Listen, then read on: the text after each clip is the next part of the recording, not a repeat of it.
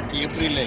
तर उद्यापासून हवामान कोरडं होणार आहे. म्हणजे 5, 6, 7, 8, 9 तारखेपर्यंत उन्हाचा पारा वाढत जाणार आहे. म्हणजे 42 अंशापर्यंत आता 5 एप्रिलपासून ते 8 एप्रिलपर्यंत ऊन वाढत जाणार आहे, म्हणून हा अंदाज लक्षात घ्यायचा. आणि 9-10 तारखेला परत एकदा ढगाळ वातावरण येणार आहे, म्हणून हा अंदाज लक्षात घ्यायचा.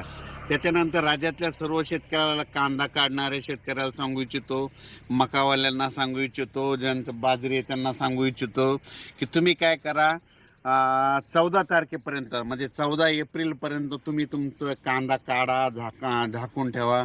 त्याच्यानंतर हळदी देखील आता उद्यापासून शिजवायला काही हरकत नाही, पण 14 तारखेला मात्र झाकून ठेवा. कारण की राज्यामध्ये आता याच्यानंतर 14, 15, 16 एप्रिल दरम्यान परत एकदा असंच वातावरण खराब होणार आहे, म्हणून हा अंदाज लक्षात येत आहे.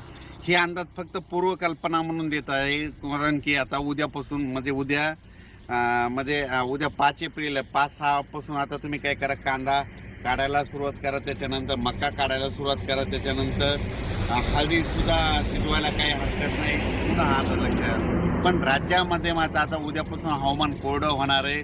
मात्र उन्हाचा पारा मात्र 42 अंशापर्यंत 42-43 पर्यंत जाणार आहे, म्हणून हे अंदाज लक्षात घ्यायचा.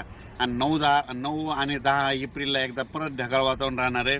मात्र 14, 15, 16च्या दरम्यान परत एकदा राज्यात वातावरण खराब होणार आहे, म्हणून हा अंदाज लक्षात घ्यायचा. म्हणून हे पूर्वकल्पना म्हणून आज देत आहे. परत अंदाज उद्याचे लगेच येणार आहे. पण शेतकऱ्याला सांगू इच्छितो की उद्यापासून हवामान कोरडं होणार आहे. आता अवकाळी पाऊस काय येणार नाही. फक्त सांगायचं झालं तर म्हणजे कर्नाटक आणि आंध्र प्रदेशमध्ये सध्या म्हणजे यानंतर मध्ये 5-6-7च्या नंतर 5-6-7 एप्रिलला पाऊस पडणार आहे. त्याच्यामुळे काय होईल, आंध्र प्रदेश, तामिळनाडू, कर्नाटकच्या ह्या सीमालगतचे जे भाग आहेत समजा आपले महाराष्ट्रातले, मग त्याच्यामध्ये येईल उदगीर, लातूर, सोलापूर, त्याच्यानंतर जत, सांगली, कोल्हापूर ह्या पट्ट्यात मात्र थोडं वातावरण थोडं खराबच राहणार. म्हणजे 5-6-7 एप्रिलला ढगाळ देखील राहणार आहे आणि तिकडे कर्नाटकला पाऊस पडणार आहे. त्याच्यामुळे थोडंफार तिकडे कमी जास्त प्रमाणात थोडं पावसाचं वातावरण राहणार आहे. पण आपल्या महाराष्ट्रामध्ये त्यानंतर इकडं जर बघितलं, उत्तर महाराष्ट्र, पश्चिम महाराष्ट्र, मराठवाडा, विदर्भ, पूर्व विदर्भ, पश्चिम विदर्भ इकडे मात्र उद्यापासून हवामान कोरडं होणार आहे, म्हणून हा अंदाज असेल. फक्त राज्यात मात्र 5 एप्रिलच्या नंतर फक्त कर्नाटक आणि आंध्र प्रदेशच्या त्या किनाऱ्यालगतच थोडं वातावरण खराब राहील, म्हणून हे अंदाज लक्षात येतात.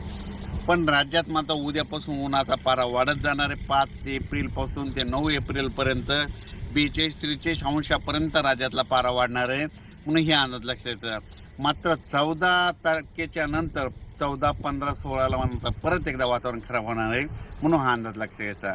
अचानक वातावरणात बदल झाला तर लगेच एक मेसेज दिला जाईल. धन्यवाद.